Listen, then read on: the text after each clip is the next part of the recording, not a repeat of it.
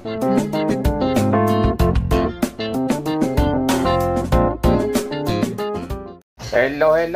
Recontek is back. Ito mga ka-Recontek, at panoorin natin kung paano natin ni-repair ang Nespresso coffee maker. Walang power pero ngayon ay gumagana na siya. Ayan o, tingnan nyo, lumalabas na ang mainit na tubig. Kaya ano pang inaantay nyo? Come on everyone, at panoorin natin kung paano nagawa ni Mr. Recontek ito. Bago natin ituloy ang pagre-repair ay shout out muna tayo sa ating masugid na customer na si Mr. Randy Saludar, na walang sawang nagpapatronate sa ating Recontek channel. Ito, at may dinala na naman siyang Nespresso coffee maker na ating i-repair ngayon. Yan, sama-sama natin panoorin mga ka-Recontek, at shout out din kay Mr. Sonny Malalom ng Pangasinan. Hello Brad. At ganun din, shout out sa dalawang Pinoy na na-meet up ko sa bansang Vietnam, Engineer Bener Robles at Engineer Gerson Hermano. Hello mga sir, kumusta kayo dyan? At pahabol tayo ng isa kay Miss at Abeya 5062 ng Commonwealth, Quezon City. Hello ma'am. At eto na nga, bago natin umpisahan ay kailangan natin ng tools na precision tool. Ito ay special tool. Ito ay bulaklak na screwdriver. Yan po ang ginamit ng Nespresso coffee maker. Tanggalin muna natin yung left cover. Ang pinakaharap nito mga ka-Recontek ay yung nguso. Yan ang pinakaharapan. Kaya sinabi kong left cover yung ating uumpisahan na tanggalin. At ganun din yung right cover, para matutunan nyo at paano natin i-repair o bubuksan ang Nespresso coffee maker na ito. Ayan, medyo may kahabaan nga lang ng video natin kasi gusto ko ring i-share sa inyo, at pinahirapan ako ng coffee maker na ito. First time ni Mr. Recontek nang gumawa ng Nespresso coffee maker. Kaya pagtiyagaan nyo na mga viewers at subscriber ni Recontek na nanonood ngayon kung paano natin i-repair ang Nespresso coffee. Yung handle na yan mga ka-Recontek ay dapat itutumba nyo yan ng 90 degrees para mabuksan nyo po yung kabuuan na cover sa ibabaw. Ang nangyari sa akin ay hindi ko po na i-full 90 degrees.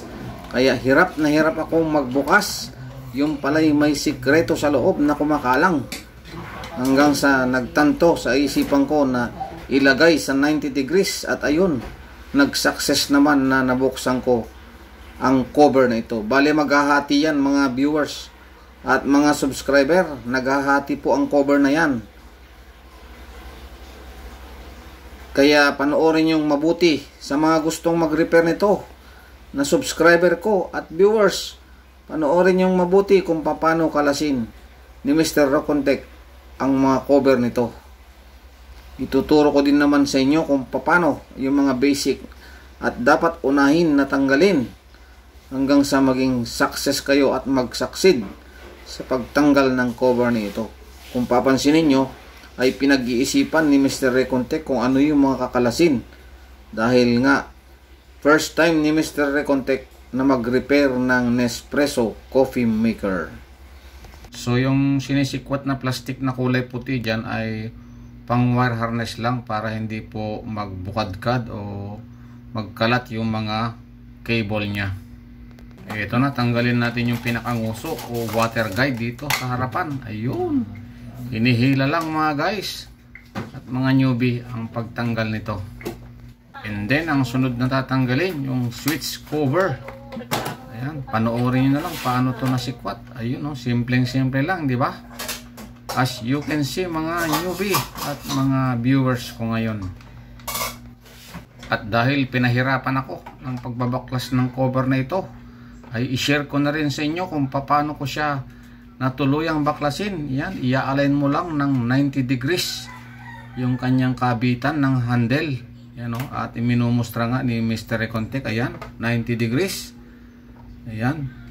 Pipilitin mo at medyo maganit lang, pero 90 degrees po yan para matanggal mo na freely yung kanyang sidings. Ayan po, oh.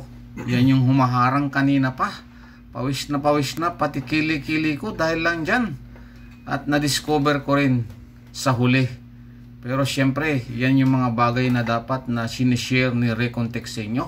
Lalong-lalo na sa mga newbie na nangangahas na gumawa nito. Ayan, may guide na kayo. At subukan na nating umpisahan na sikwatin yung mga gilid-gilid. Ayan, oh, sa gilid. Panoorin nyo, guys. Yun, oh, simple lang, di ba? Na inabot ako ng 2 araw sa pagbabaklas nito. Yung pala ay i-align mo lang ng 90 degrees. Wow, natanggal din at last. Makakapagpatuloy na tayo sa pag-troubleshoot kung ano man ang problema nito. No power, wala po siyang buhay. Abang-abang na lang mga guys kung paano natin i-repair to. At kailangan i-share natin sa inyo kung ano man yung makikita natin na problema sa Nespresso coffee maker na to. So ito na nga, sa bandang likuran, ito yung kanyang circuitry o control board na tinatawag.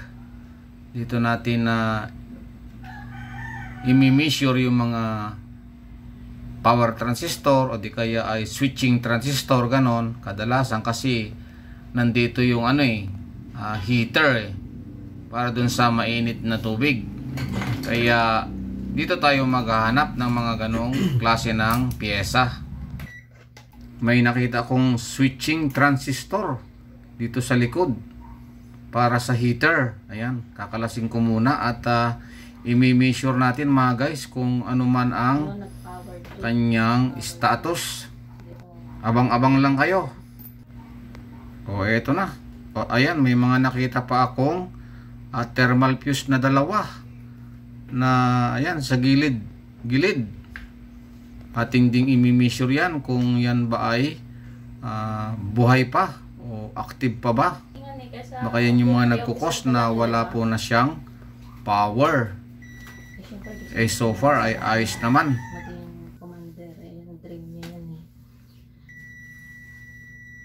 At yung kanyang switching transistor ay i-measure ko via diode settings ng ating multimeter ay 0.100 volts lang. Ang in-expect ko dito ay 2 o di kaya ay 0.4, mga ganun, kasi transistor siya.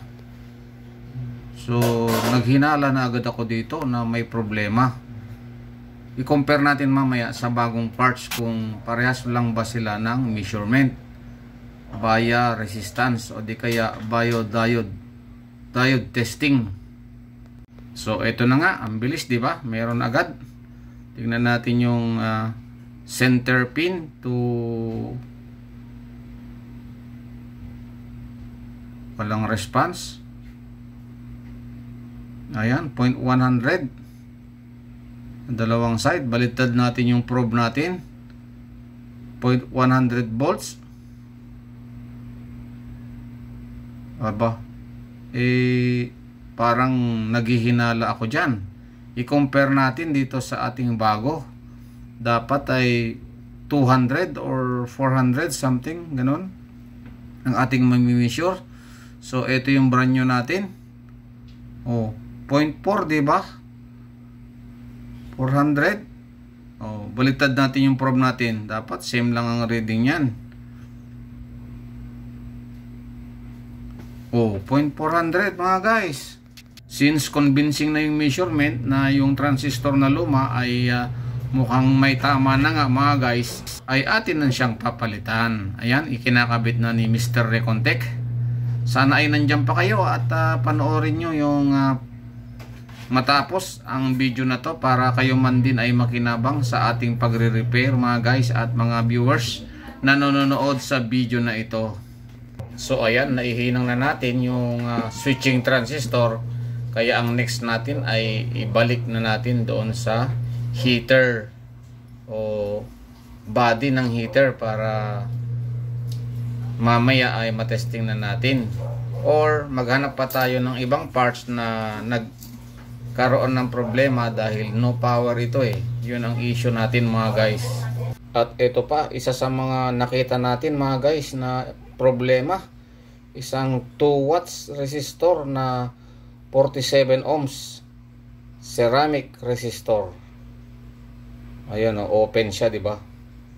Tapos i-try natin na measure yung ipinalit ko. Ayan, nakakabit na sa board. 1 point something fuse resistor ang aking nakabit na 2 watts. Ayan, 1.2. So i-try na lang natin to mga guys. I think it will works. So ayan, abang-abangan mo na. Eto na, saksak ko na. Yun, nagkailaw na guys. May power na tayo. Thumbs up pa si Mr. Recontech. Ha? Wait nyo lang at ating buuin yung ating Nespresso. Then try natin kung mag-works sa tubig. So eto na nga, nabuo ko na. I-share ko sa inyo ang ating sama-samang pinagpaguran na gawin dahil inabangan nyo ito mga guys. Lalong-lalo sa mga viewers ko na nagtiyagang antayin kung paano natin nagawa ang Nespresso coffee maker na ito. Ano pang inaantay natin? I-plug in na natin to at masubukan. Okay. Mr. Recontech, saksak mo na yan. Oo na, sorry na. Ito na. Sinasaksak ko na nga. Ayun, plug it in. Ikabit natin. Ayan na, may tubig na pala akong nilagay sa likod. Tapos, power on. Surprise!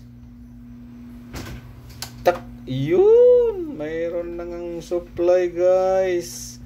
Nag-success tayo sa ating pagre-repair. Salamat sa pag-aantay nyo sa ating pagtetesting. Nandyan pa rin kayo. At sama-sama natin na-approve o na-prove na nag-work na nga ang ating Nespresso coffee maker. At kung meron naman kayong natutunan sa pagre-repair na to, huwag nyo naman akong iiwan sa ere. Mag-subscribe na kayo mga guys. Lalong-lalo na sa mga newbie na nanonood ngayon. At syempre sa mga viewers na sumabaybay sa ating pagre-repair.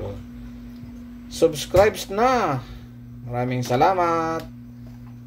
Bye-bye everyone. God bless.